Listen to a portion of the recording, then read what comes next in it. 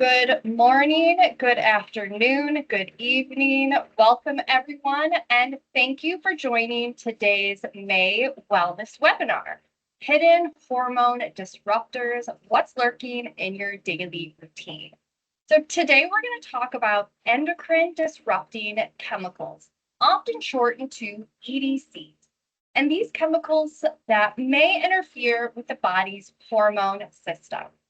You may have heard about some of these before, like EPA, phthalates, PFAS, parabens, or pesticides. But today, the goal is not fear. It is not perfection. You do not need to go home and throw everything away.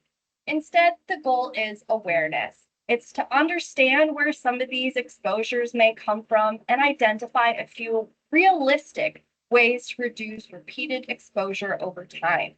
And by the end, we want everyone to leave with one realistic action step, not 10, just one change that feels doable.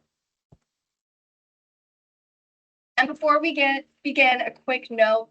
This presentation is for general education only and is not intended to diagnose, treat, or replace medical advice. Research on endocrine disrupting chemicals is still evolving, and individual risks can vary based on health history, life stage, occupation, environment, and more. So if you have a specific health concern, we encourage you to talk with your healthcare provider. And then before we talk about endocrine disruptors itself, it helps to understand the endocrine system. And the endocrine system is the body's hormone communication network. Hormones are chemical messengers that travel throughout the bloodstream and tell different organs and tissues what to do. Hormones help regulate metabolism, blood sugar, growth, development, reproduction, fertility, sleep, mood, stress response, body temperature, and energy balance. So it does a lot. And some of the major endocrine glands include the pituitary gland, thyroid, pancreas, adrenal glands, ovaries, and testes. Other tissues include fat tissue, muscle, bone, and the liver, all interact with hormone signaling. So the endocrine system is very important and often not talked about a lot. But a simple way to think about it is this. Hormones are messages, and the endocrine system is the messaging network. When that messaging system works well, the body can respond appropriately. And when something interferes with that system, the message can become too strong, too weak, blocked, or mistimed. And that is why endocrine disruptors matter. They are not just random chemicals. They are chemicals that may interfere with one of the body's core communication systems. So what are hormone disruptors? So endocrine disrupting chemicals, or EDCs, are substances that may interfere with the body's hormone system. As we just learned, the endocrine system. And they can work in a few different ways. Some may mimic hormones, meaning the body may respond to them as if they were a natural hormone. Others may block hormone signals, and in this case, the hormone may be present, but the body may not receive the message correctly. Others may change the hormone production or breakdown, and that means they may affect how hormones are made, transported, metabolized, or eliminated. And this is important because hormones work at very specific times and in very specific amounts. They help guide growth, development, metabolism, reproduction, and many other body processes that we talked about. So for today's presentation, again, we're going to keep coming back to that one practical idea. The goal is to not panic over every possible exposure. The goal is to reduce that repeated exposure where it is realistic. So this topic matters because hormones influence many systems in the body, like we talked about reproductive health, thyroid function, metabolism, immune health, and much, much more. And research on endocrine disruptors is still evolving. So it's important to use, careful language around this, that not every chemical has the same level of evidence, and not every exposure leads to disease. And many studies show associations, meaning they can show a relationship, but they may not prove direct cause and effect. And at the same time, major scientific and public health organizations continue to study endocrine disruptors because hormone signaling is involved, as we know, as we learned, in so many body functions. So for you today, again, we cannot control every exposure and we do not need to, but we can reduce some of those repeated exposures in our everyday routines. And that means changing how we maybe heat food, choosing fewer fragrance products, improving ventilation when cleaning, reducing dust, or replacing damaged nonstick cookware. But I'm getting ahead of myself. We will talk about that later on in the presentation. So one reason this topic can feel overwhelming is that endocrine disruptors are not found in just one place. They may be found in plastic food containers and packaging, canned food linings, personal care products, fragrances, non-stick or stain-resistant products, receipts, pesticides, and household dust. So again, that does not mean every item in these categories is harmful. It also does not mean one exposure is something to worry about. The bigger question is, what are we exposed to repeatedly? So for example, someone who microwaves lunch in a plastic container every day may have a repeated food contact exposure. Someone who uses multiple fragrant products every morning may have repeated personal care exposure. Someone with a lot of carpet, dust, or scented sprays may have repeated indoor air and dust exposure.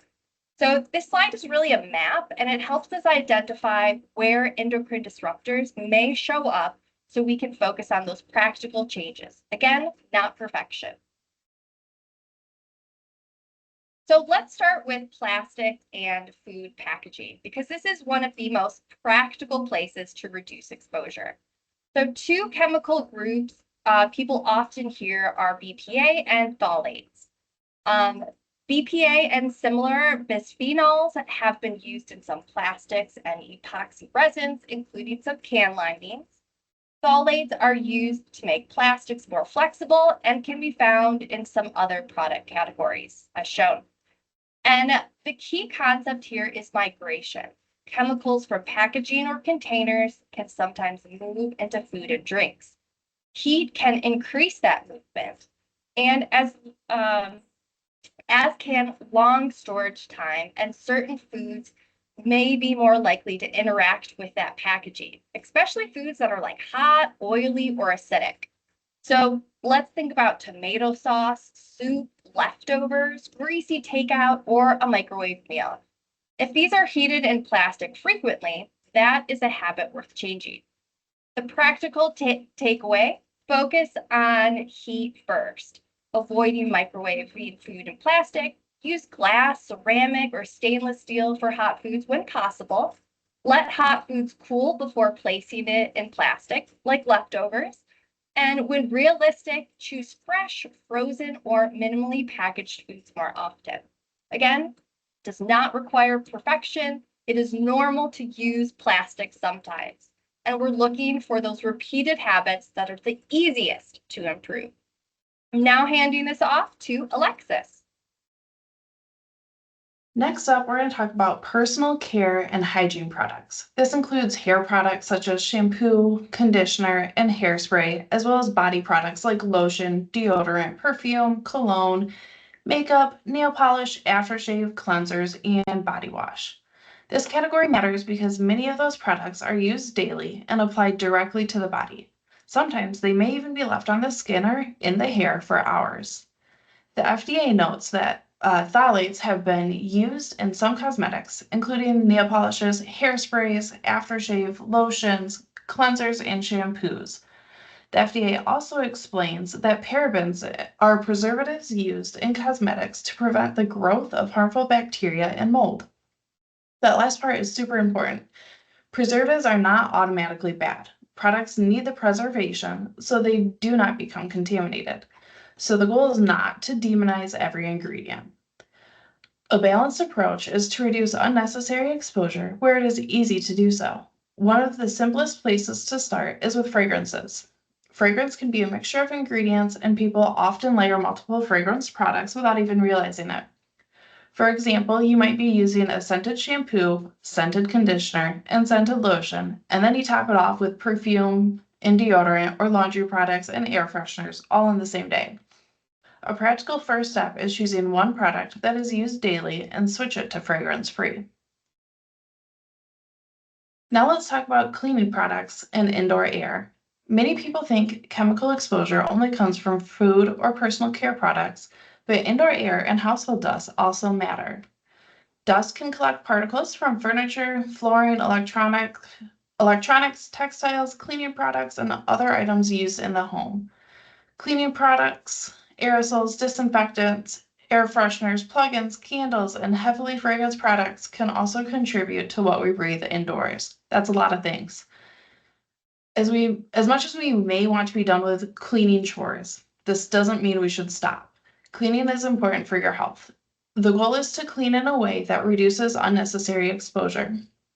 Some simple strategies include opening a window or turning on ventilation when cleaning, avoiding unnecessary aerosols, and using fragrance-free products when possible. You can also switch to wet dusting instead of dry dusting, vacuuming regularly, and washing your hands before you eat. This is one of the most budget-friendly areas. You don't necessarily need to buy anything new. Sometimes the biggest change is using fewer scented products, spraying less into the air, and improving ventilation. PFAS are often called forever chemicals because many of them do not break down easily in the environment. They are a large group of chemicals that have been used in consumer, commercial, and industrial products. They are often used because they can resist water, grease, oil, and stains. Some everyday examples that you might see are nonstick cookware, grease-resistant food packaging, water-resistant products, stain-resistant textiles, and in some communities, even drinking water. The EPA states that current scientific research suggests exposure to PFAS may lead to adverse health outcomes, but research is still ongoing and is needed more to understand how different levels of exposure can affect your health. So again, we want to be balanced. This is not about panic. It is about reducing avoidable exposure. If a nonstick pan is scratched or damaged, replace it when you're able. When you're buying new cookware, consider stainless steel, cast iron, or other options. Reduce your frequent use of grease-resistant takeout packaging when realistic, and if you're concerned about your drinking water, check with your local water report to look for a filter certified to reduce the PFAS. We don't want to oversimplify the topic, so let's talk about risk. Risk is not just about whether a product contains a chemical. It depends on the amount, frequency, timing, mixtures, and individual vulnerability. The amount and frequency matter because repeated exposures can add up over time. Timing matters because hormones help guide development. Pregnancy, infancy, early childhood, and puberty are often considered more sensitive windows because the body is growing and quickly changing. Mixtures matter because real life is not a lab setting. We're not exposed to one chemical at a time. We may even be exposed to small amounts of many chemicals all at once, from things like food packaging, dust, water, personal care products, and household items. Individual vulnerability also matters. Things like age, occupation, health conditions, including pregnancy, and environment can all influence exposure and risk. For today, again, the practical message is this. Focus on repeated patterns. Do not obsess over one exposure. One takeout meal is not the issue. One receipt is not the issue. Daily habits are where we have the most opportunity. Now that we have covered what endocrine disruptors are and where they may show up, we are going to shift to the most important part of the presentation, practical swaps. This is where we move from awareness to action. The goal is not to overhaul your life. It's not to buy all new products. It's not to feel guilty about what you've used in the past. The goal is to choose a few realistic changes that reduce repeated exposure. We're going to break this into 3 areas: food and kitchen, personal care and cleaning, and home habits. And now I'm going to switch over to Renee. Thank you, Alexis. The first area we'll look at is food and the kitchen. The kitchen is one of the best places to start because food contact is a common exposure route. The biggest habit to focus on is heat and plastics. Try not to microwave food in plastic as it degrades over time due to the repeated and excessive heating. So if you bring your lunch to work, consider reheating it on a plate or in a glass container instead. One question that I have been asked a lot as a coach is it safe to cook and eat those frozen vegetables in the steamable bags?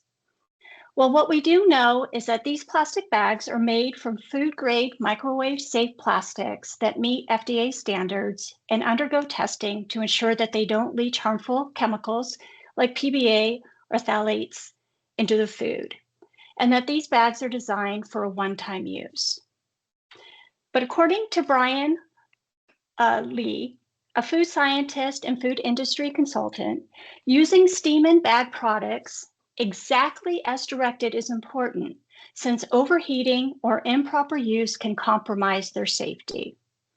And according to Jamie Allen, an associate professor at the Department of Pharmacology and Toxicology at Michigan State University, there is a chance that you could be exposed to low levels of chemicals and microplastics by using them. Another food safety expert says the steam and bag foods are generally considered safe when you carefully follow the instructions on the packaging. So do we have a definitive answer for their use over time? Not yet. Like Lexi said at the beginning of the presentation, this is still all evolving, this research on this. But if you are concerned about the plastics being heated and into the food, one simple option is just to take them out of the plastic and cook those frozen, those flash frozen vegetables in a microwave safe glass container. Another thing that you can do is store your leftovers in glass or stainless steel whenever possible, especially if the food is still warm, because that heat is going to impact that container. If you're using plastic containers, let that food cool completely before putting it in that container. Fresh and frozen foods can also be helpful because they're often great for the budget, and especially when we're getting food that's out of season. These involve less packaging contact than highly packaged or processed foods. But it doesn't mean that you can't ever buy packaged foods. So again, we're looking for those simple solutions that we can do over time and be effective. So we understand that convenience matters, budgets matter, and real life matters. The goal is simply to reduce heavily packaged foods whenever it's realistic. Overall, a good step might be replacing 2 or 3 containers that you use most often, rather than replacing everything.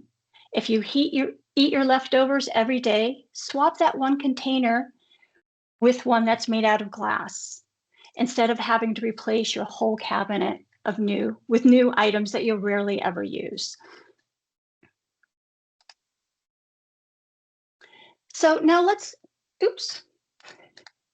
I jumped ahead. For personal care and cleaning, the most practical starting point is fragrance. So choose fragrance-free whenever possible, especially for products you use daily that stay on your skin. Again, remembering your skin is your largest organ, so it's absorbing everything that you're putting on it. And this might include lotion, deodorant, body wash, shampoo, conditioner, or any of your laundry products. Another helpful strategy is using fewer products overall.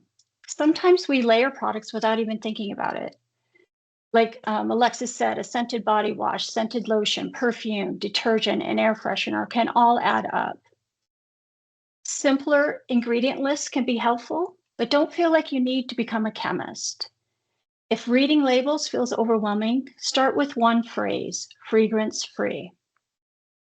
For cleaning, ventilation matters. Open a window if possible, turn on a fan, and avoid unnecessary sprays or aerosols. You can still clean effectively without heavily scenting the air. The best swap is one that you can repeat. So pick one daily product that you use, and you don't have to replace your entire bathroom cabinet. And so for the practical swaps number 3, some home habits are helpful because they are usually low cost and realistic. Washing our hands before eating, something we learned as children, but this simple, but it can reduce hand-to-mouth exposure from dust, receipts, and everyday contact. Wash produce with running water. This can help remove dirt, residues, and surface contaminants. Wet dust and vacuum regularly. Wet dusting helps capture the dust instead of just pushing it back into the air. Vacuuming is especially helpful if you have carpets, rugs, pets, or small children in the home. Removing your shoes when you come indoors can also reduce what gets tracked into the home from the outside, including soil, dust, and residues. And they also even have wipes for your pet's feet that you can do as well if you don't want the dogs tracking in everything that they walk through outside. So when possible, avoid handling receipts. This is another helpful tip. Some of those thermal receipts have used chemicals such as PBAs or PBSs. You do not need to panic over an occasional receipt, but if you handle receipts often, it may be worth reducing contact or washing your hands afterwards. Again, these are just small, simple habits, but they are realistic and they can reduce repeated exposure. So the 80-20 approach, let's go ahead and make this practical. 80-20 approach means we focus on a small number of changes that may give us the most practical benefit overall. If everything feels overwhelming, start with just one of these 4 actions. First, stop heating food in plastic, and it's probably one of the strongest first steps because it targets that heat-food contact. Next, use glass or stainless steel for hot foods. Again, you don't have to replace every container. Start with the one that you use the most. Another area can be to switch to one daily product to fragrance-free. This could be your lotion, deodorant, shampoo, body wash, laundry detergent, or cleaning spray. One final area is, again, wash your hands before eating. This is simple, free, and helpful for so many types of exposure. The point is not to do all of this perfectly, just to pick one area and repeat it consistently. Now, I want you to choose just one realistic action, not 5, just one. Think about your own routine and which category feels the easiest to start with. Again, in the kitchen, maybe not microwaving the food in plastic or reheating your lunch on a plate, maybe switching one product to fragrance-free or reduce how many scented products you layer on yourself. In the home, maybe wet dust once a week, vacuum more consistently, wash your hands before eating, or wash your new clothes before wearing them. And if you feel comfortable and you'd like to share, feel free to go ahead and pop what you choose to do in the chat. We'd love to hear what you are thinking about doing and making this actionable in your lives. And again, the best action is not always the most impressive one. It's the one that you'll actually consistently do. So let's go ahead and recap the key points. The endocrine disrupting chemicals, the EDCs, can interfere with hormone signaling. They may mimic hormones, block hormone signals, or change hormone production or breakdown. They may be found in everyday products, including plastics, food packaging, personal care products, cleaning products, non-stick or stain-resistant coatings, receipts, pesticides, and household dust. Repeated exposure matters more than perfection. One exposure is not the focus. Daily habits are where we have the most opportunity. Start with heat, fragrance, dust, and coated products. Those are practical areas where many people can make realistic changes. And finally, choose one realistic swap. If you leave today with one action that you can repeat, that is a success. So if you'd like to learn more after today, here are 3 credible sources for different learning styles. If you prefer to explore the science basics, the National Institute of Environment Health Sciences is a helpful overview called Endocrine Disruptors. It explains what endocrine disruptors are, where they may be found, and why researchers continue to study them. If you prefer to watch and listen, The Endocrine Society's Let's Talk EDCs resource includes short,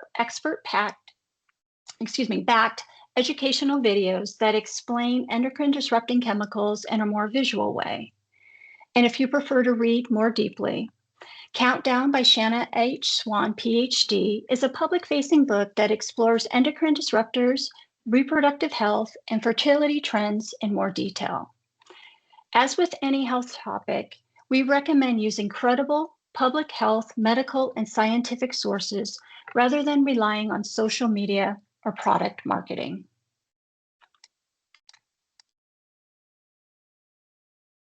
On behalf of Lexi, Alexis, and myself, we thank you for joining today's webinar.